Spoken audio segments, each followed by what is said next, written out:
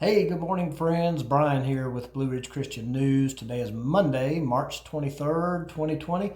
Just a quick update on the Blue Ridge Christian newspaper, the economy, the media, a little bit about our government and Christian walk. So, won't take too long this morning.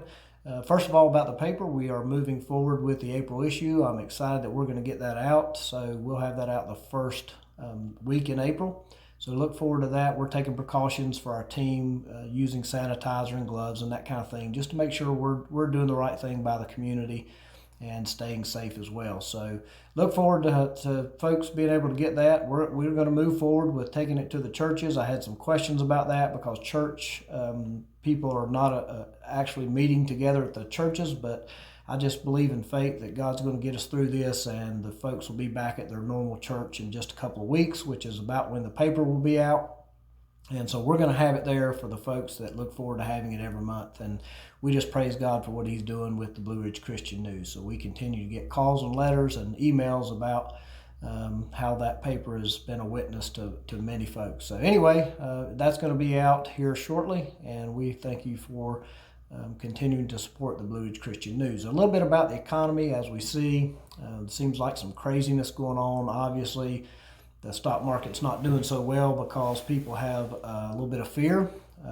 People are being laid off and that kind of thing. But it's, folks, just remember, it's temporary. Sometimes we can't really see the beautiful forest for that tree that's right in front of our face. So let's just try to look out past today and the immediate things that are going on, and just have trust and faith in the Lord that things are going to clear up and it's going to be okay, and we're all going to go back to work, and the economy is going to pick right back up again. But in the meantime, one of the updates I wanted to give you is on the media and our government. So there are some packages, and maybe by the time I post this video, maybe they will have agreed on it. And I've got a short video that I'm going to play attached to this. If you'll just stay tuned, from Steve, I think his name's Steve, but anyway, the Fed Chair Mnuchin, about what they are considering. And so there's going to be support for workers and small businesses to help make sure that things continue to operate while we're in this protective posture, I guess, or social distancing that's going on. So whether we agree with that or not, it's what's happening, and I just want to keep you up to date because, in my opinion, it's good news, and we're all about sharing the good news. A key player in the negotiations for a coronavirus relief bill, the Treasury Secretary Steven Mnuchin. Mr. Secretary, welcome back to Fox News Sunday. Good to see you. You were up on Capitol Hill all day yesterday. You're expected to be up there again today. We hear that this package is now $1.8 trillion and may go above it. Is this going to get done? And if so, when will it get done? Well, thank you for having me here, and I do think it will get done. We've been working around the clock in the Senate with the Republicans and the Democrats. I've been speaking to Mitch McConnell, Chuck Schumer, the Speaker, and I think we have a fundamental understanding, and we look forward to wrapping it up today. Let me just walk you through the highlights of the package, because the President is very determined to protect American workers. We've ordered a major part of the economy to shut down, and the President wants to protect them. So the first part are what I call small business retention loans. If you're a small business, you'll get 2 weeks of cash flow to pay your workers. You need to retain them. You'll also get some overhead, and if you do that, those loans will be forgiven. That's about half of our workforce. That will allow small businesses to keep people and make sure when we open the economy, they're up and running. The second part is direct deposits. The average direct deposit or check for a family of four will be approximately $3,000. This you can think of as a bridge for them to get through this quickly. The third component is enhanced unemployment insurance for people that are laid off due to the coronavirus. And the fourth component is a significant package working with the Federal Reserve. We'll have up to $4 trillion of liquidity that we can use to support the economy. And those are broad-based lending programs under Section 13.3. We can leverage our equity working with the Federal Reserve.